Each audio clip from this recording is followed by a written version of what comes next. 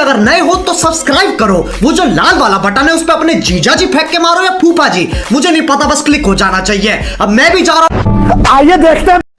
तो अभी पता नहीं कौन से टेम्पल आ चुका है। आई थिंक मैं आपको इधर इंग्लिश में लिखा है तो आप पढ़ लेना, ऊपर उड़ीसा में लिखा है, जिसको समझना वो बता देना।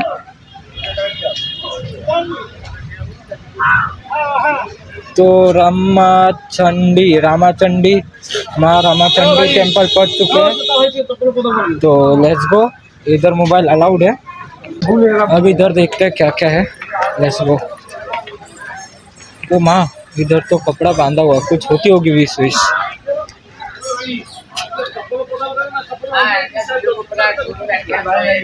इधर कुछ विश विश होती होगी तो वही कपड़ा बांध के रखा है। अभी अंदर का देखते क्या है।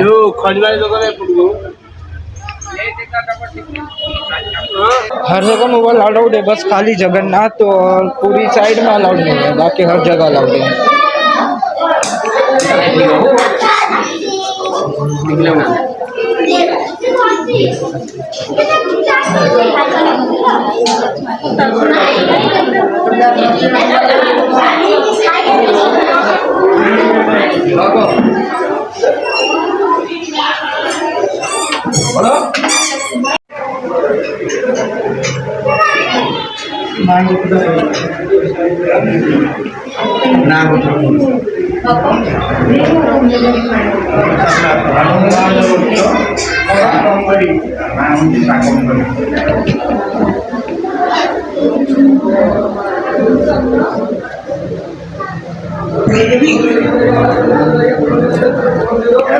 गोटाए वर्ष होता चरण समर्पण कराइला।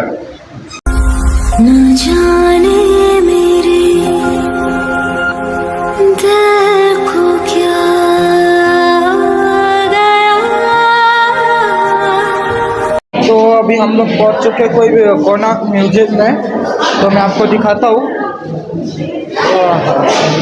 अभी मेरे पास सेल्फी स्टिक आ चुकी तो बहुत अच्छा लग रहा है, तो मेरे ब्लॉगिंग के लिए बहुत इजी हो चुका है। तो अभी दिखाते, बहुत मस्त मस्त है, मेरे पीछे आप देख सकते हो।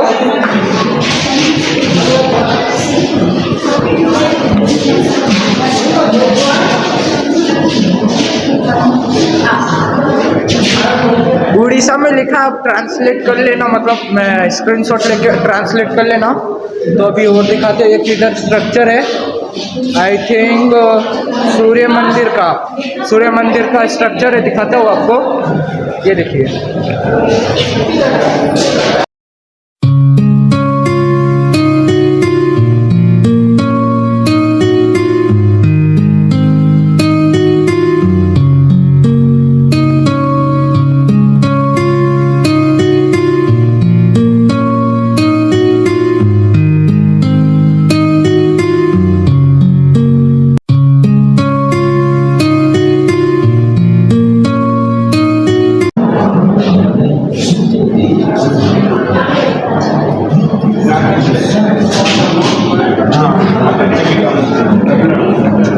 तो इधर अपना क्यूज भी चल रहा है, क्यूज नहीं, एक तरफ से अपना ये जगह को मतलब एक्सप्लोर करने की थ्योरी लिखी हुई इधर।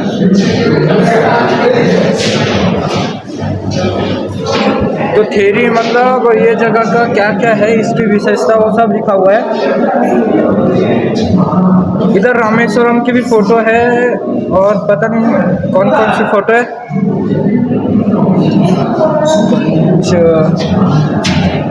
ये आपने देखा, ये इधर एक्सप्लोर करके आ चुके हैं। एलोरा गुफा अपना उधर है, महाराष्ट्र में है। मतलब ये पूरा ओवरऑल इंडिया का मतलब टूरिस्ट प्लेस बता रहे, कहाँ का क्या क्या है। तो एक तो मैं एलोरा गुफा दिखा मेरे को, ये तो नहीं पता। ऑलमोस्ट इंडिया में सब जगह तो घूम ही लिए, तो भी बहुत सारी चीज़ें, बहुत सारी मंदिर बाकी हैं। ये ब्लॉग मतलब अभी देखते क्या होता है। चलो, 12 जगह है, आपको मैं स्टार्टिंग से एक्सप्लोर कराता हूँ, उनको स्टार्टिंग से आपको दिखाता हूँ।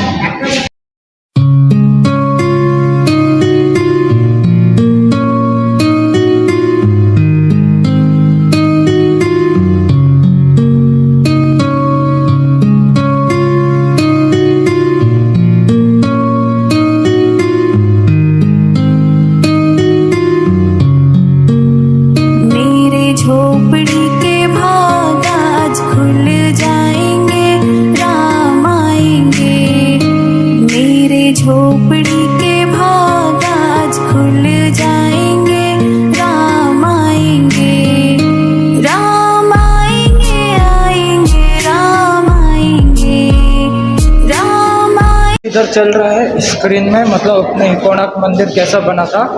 और सूर्य तब उदय होता है तो सबसे पहले सूर्य की किरण कहाँ आती है मैं आपको बताता हूँ। आएंगे राम आएंगे, मेरे झोपड़ी के भाग आज खुल जाएंगे। राम आएंगे, मेरे झोपड़ी के भाग आज खुल जाएंगे। राम आएंगे।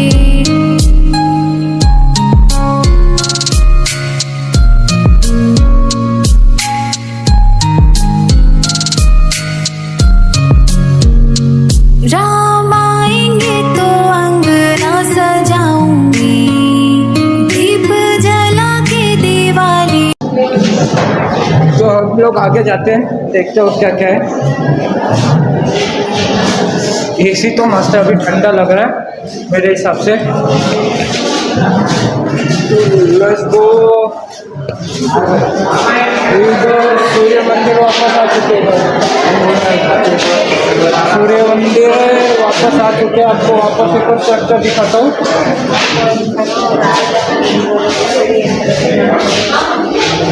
मैं मनाऊंगी, राम आएंगे तो अंगना सजाऊंगी, दीप जला के दिवाली मैं मनाऊंगी। मेरे जन्मों के सारे पाप मिट जाएंगे। राम आएंगे, मेरे झोपड़ी के भाग आज खुल जाएंगे। राम आएंगे। तो पेंटिंग तो बहुत मस्त मस्त बनाई हुई है। पेंटिंग बनाई है, उसके अंदर लाइटिंग डाली है, बहुत मस्त लग रहा है। देख सकते हो मेरे पीछे। तो अभी आगे जाते हैं, आगे क्या मिलता है क्या मालूम। ठीक है, अरुणा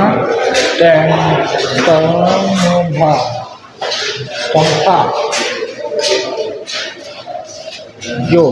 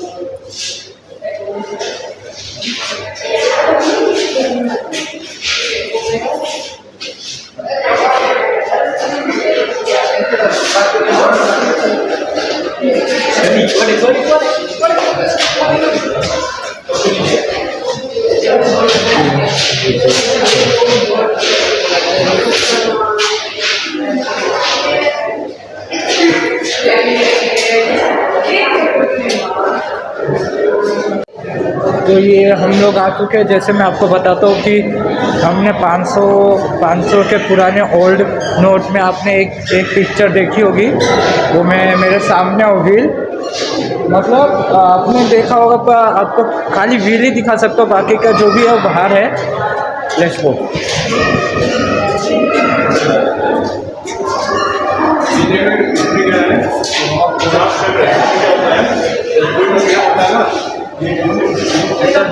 इतना डॉट है ना, उसका 1 मिनट होता है।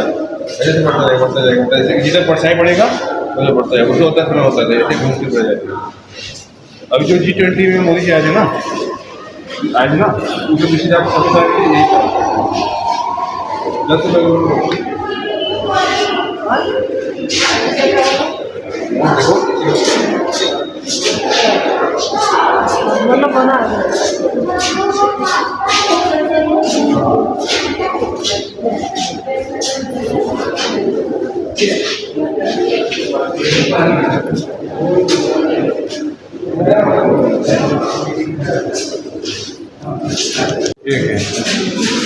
ये जो नोट है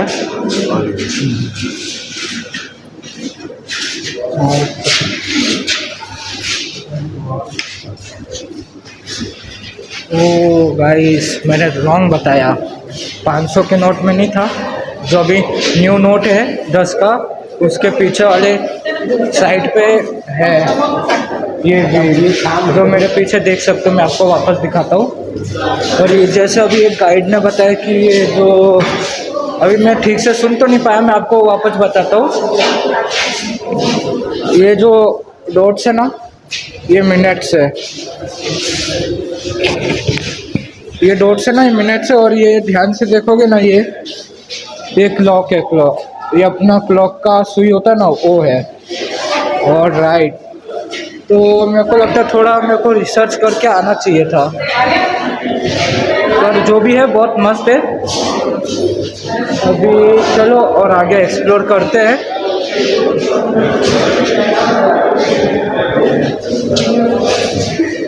और ये भी पता नहीं क्या, वॉर हाउस।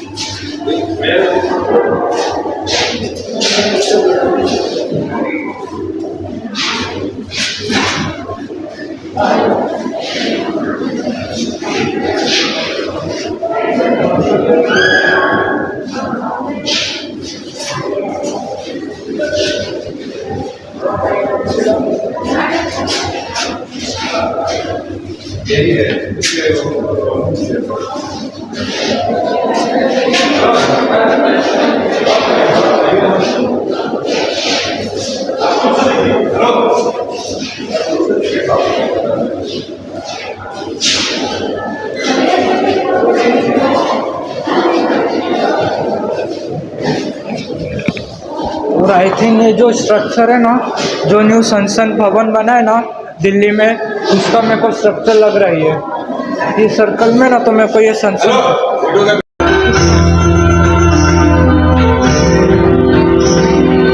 ये भारतवर्ष है जिसे दुनिया कभी विश्व गुरु के रूप में जानती थी। इसी भारतवर्ष का एक महत्वपूर्ण राज्य है ओडिशा। प्राचीन काल में ये कलिंग के नाम से विख्यात था। सूर्य की पहली किरण इसी प्रदेश के एक कोण पर पड़ती है। इसी स्थान पर कभी संसार का सबसे भव्य और विशाल सूर्य मंदिर बनवाया गया था। तुम कलिंग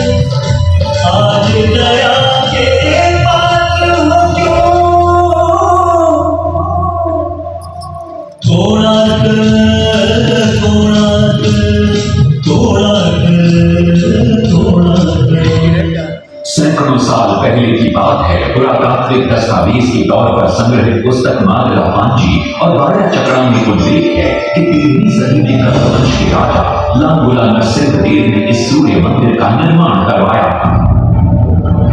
नरसिंहदेव युद्ध में बड़े प्रवीण और शक्तिशाली थे और मात्र 18 साल की उम्र में वे अपने पिता राजा अनंग भीम देव की विशाल सेना के प्रधान सेनापति नियुक्त कर दिए गए थे।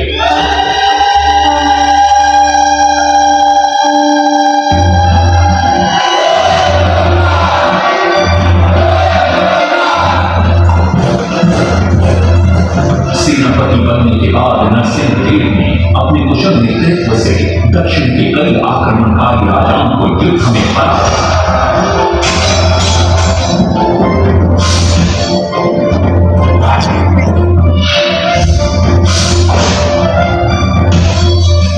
और उनके राजकोष पर कब्जा कर लिया।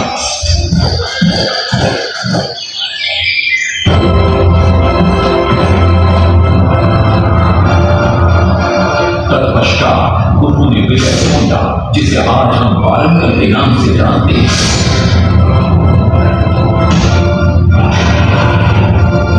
कि काकतीय वंश के राजा गणपति को परास्त किया। और उनके राजकोष पर भी कब्जा कर लिया।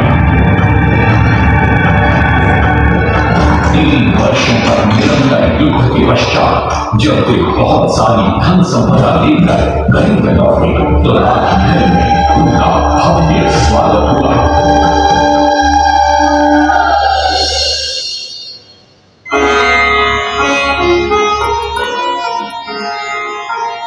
राजमाता कस्तूरी देवी पुत्र नरसिंह देव की वीरता से बहुत प्रसन्न हुई और पुत्र के सामने अपने मन की इच्छा प्रकट की। कहा, तुम्हारे पिता ने शंख क्षेत्र पुरी में भगवान जगन्नाथ का भव्य मंदिर बनवाया है। मैं चाहती हूँ कि तुम पद्म क्षेत्र कोणार्क में उससे भी भव्य और विशाल सूर्य मंदिर बनवाओ। किंतु नरसिंह देव माता से प्रति प्रश्न करते, सूर्य मंदिर ही क्यों, और वो भी कोणार्क में?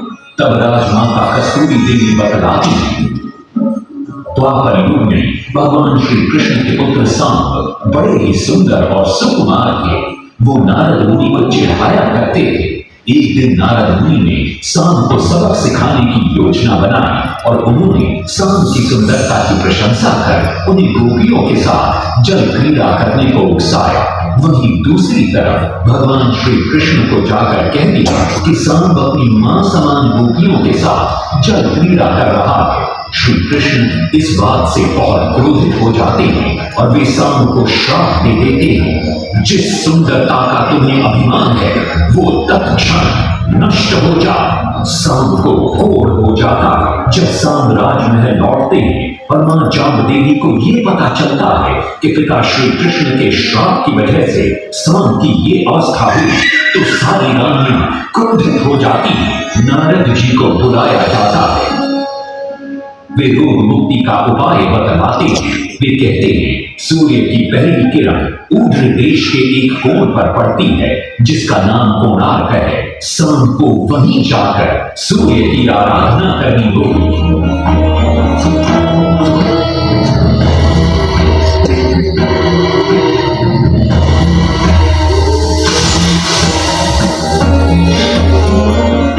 बहुत ही लंबी और कठिन यात्रा के पश्चात सांब अपने सैनिकों और सेवकों के साथ कोणार्क की चंद्रभागा नदी के तट पर पहुंचते हैं और नित्य प्रातः स्नान के बाद सूर्य की आराधना आरंभ करते हैं।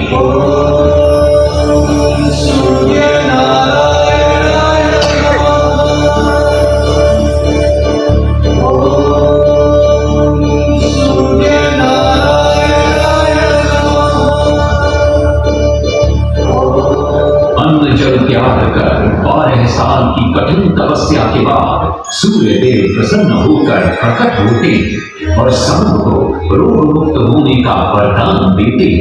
पुत्र, आज रात्रि के चतुर्थ प्रहर में स्नान करते समय नदी के तल में तुम्हें एक वस्तु मिलेगी। वो मेरा ही प्रतिरूप होगी। उसका स्पर्श पाते ही तुम इस कोढ़ रोग से मुक्त हो जाओगे। स्नान के पश्चात सांब जब नदी से बाहर आते हैं तो वो रोग मुक्त हो चुके होते हैं। उनके हाथ में एक छोटा सा पत्थर है। उनके सुंदर और सुकुमार शरीर को देखकर सारे अनुचर और सिपाही प्रसन्न होते हैं। सांब उस पत्थर को वहीं स्थापित कर एक छोटा सा मंदिर बनवाते हैं। लेकिन जब उन्हें ज्ञात होता है कि सूर्य पूजा का विधि विधान यहाँ किसी को पता नहीं है तो वे चिन्हित हो जाते हैं। वे ध्यान में बैठते हैं। सूर्य देव पुनः प्रकट होते हैं और सांब के पूछने पर बतलाते हैं कि दूर पश्चिम में साक्य देश के मारा ब्राह्मण पूजा की विधि विधान जानते हैं। सांब साक्य देश की ओर निकल पड़ते हैं जो आज का ईरान है। महीनों की लंबी यात्रा के बाद सांब 18 मादा ब्राह्मण परिवारों को साथ लेकर कोणार्क लौटते हैं और सूर्य मंदिर में पूजा शुरू हो जाती है। राजमाता कस्तूरी देवी नरसिंह देव को बतलाती है कि विवाह के कई वर्षों बाद तक जब हम निसंतान थे मैंने भी उस सूर्य मंदिर में पूजा अर्चना की और तुम पुत्र रूप में मुझे प्राप्त हुए।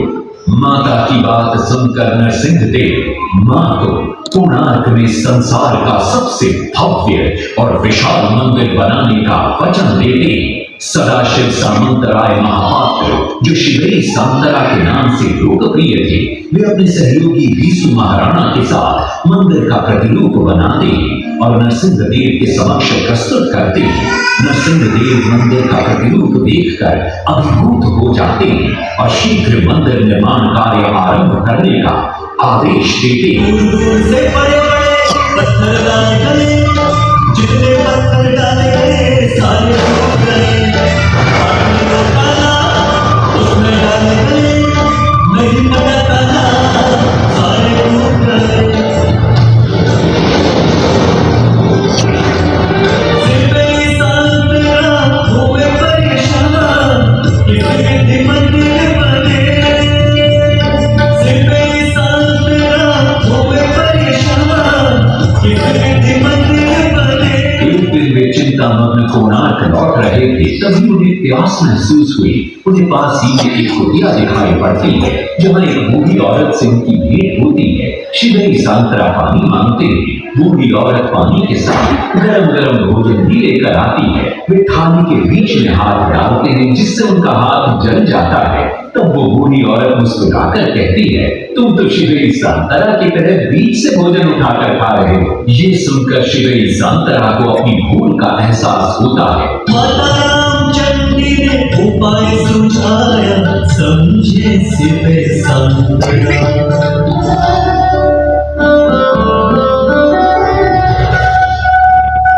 तत्पश्चात वो किनारे से पत्थर डलवाना शुरू करते हैं और मंदिर निर्माण का कार्य तेजी से आगे बढ़ने लगता है। 1200 शिल्पियों ने 12 अश्वमेध बनाया, घोड़े साथ सजा धन रखे, समय का चक्र बताया।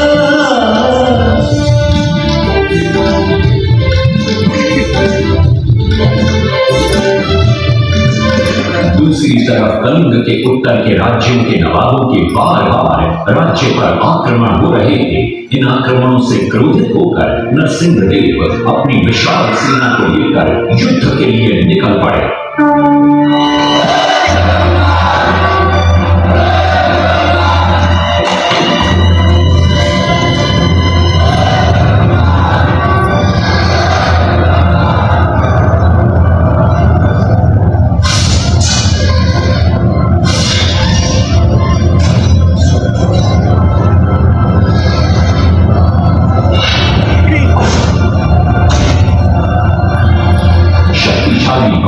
के नवाबों को भी युद्ध में परास्त कर दिया और उनसे प्राप्त सारा धन अपने कब्जे में लेकर सूर्य मंदिर के निर्माण कार्य में लगा दिया। 1200 कारीगरों के अथक प्रयास से 12 साल बाद विशाल और भव्य सूर्य मंदिर बनकर तैयार हुआ।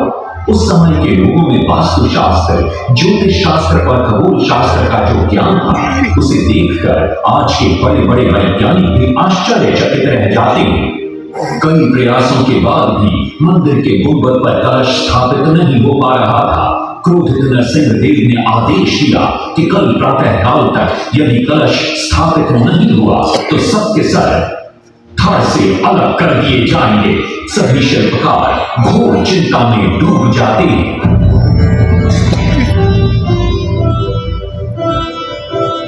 दूसरी तरफ मुख्य शिल्पकार बीसू महाराणा का 12 साल का बेटा धर्मपद सूर्य मंदिर के प्रतिरूप पर कलश बिठाकर प्रसन्न होता है और मां के सामने अपने पिता से मिलने की इच्छा व्यक्त करता है। मां अपने बागीचे के पेड़ पोटली में बांध कर देती है और कहती है, अपने कुत्ते बलिया को साथ लेकर कोणार्क जाओ।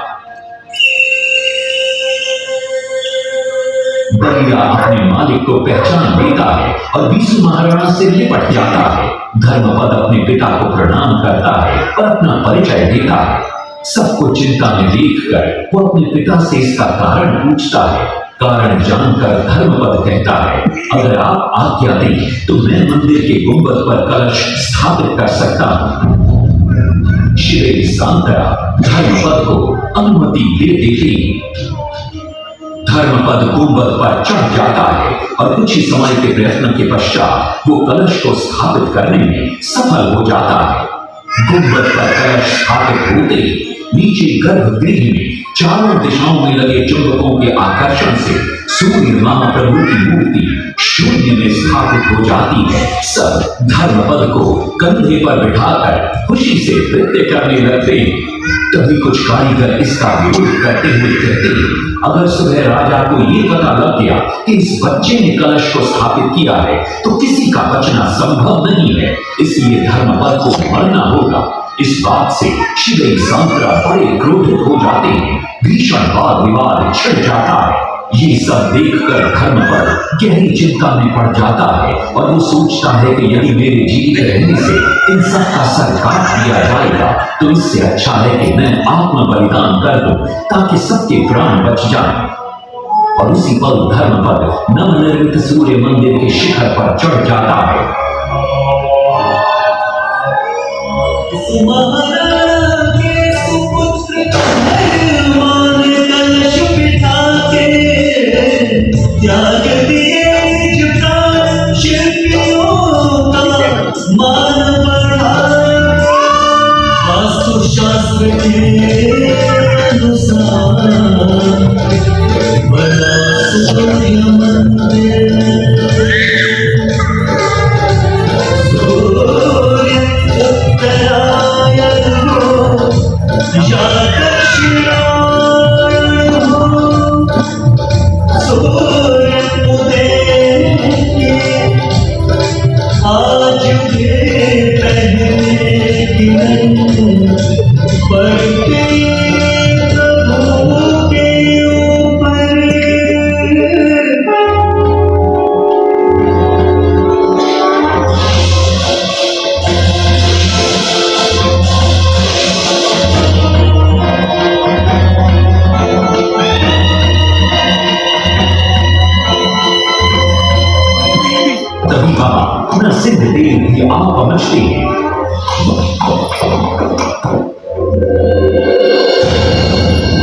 और सूर्य महाप्रभु को शून्य में स्थापित देख वे भी आनंद से भर जाते हैं और शिवई सांतरा की भूरी भूरी प्रशंसा करते हैं।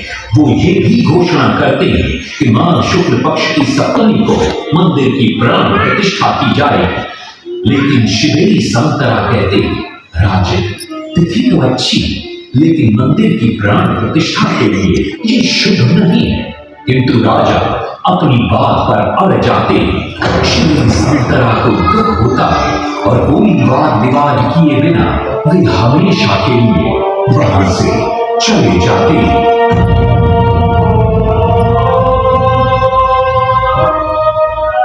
पूर्व निर्धारित तिथि पर मंदिर की प्राण प्रतिष्ठा संपन्न होती है।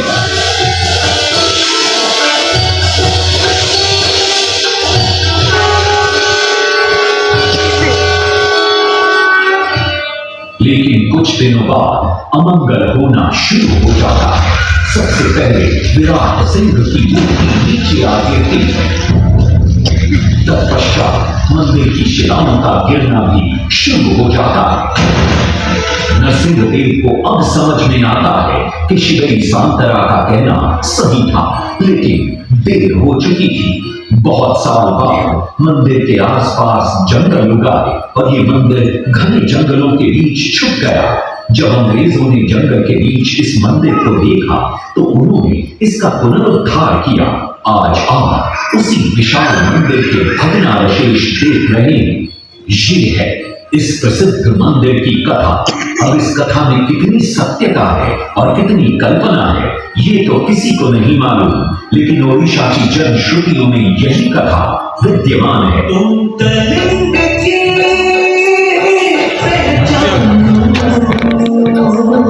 फाइनली मैं आपको बताया पूरा स्टोरी, आपने देखा होगा कैसे ये अपना सूर्य मंदिर बना था।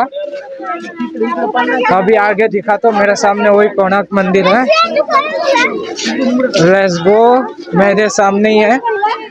पूरा बना तो नहीं है पर छोटा ही है, दिखा तो ये देखिए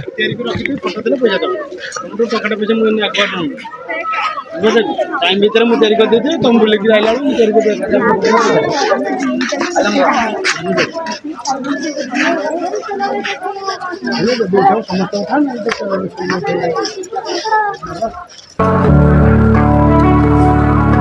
क्यों दिखे मुझे तू सिरहाने मेरे सोच के तेरी बातें हम मुस्कुराने लगे तू ही अखियों की ठंडक तू ही दिल की है दस्तक और कुछ ना जानू मैं बस इतना ही जानू चन्ना वे। तो अभी बाहर जा रहे हैं, ऑलमोस्ट घूम लिया है।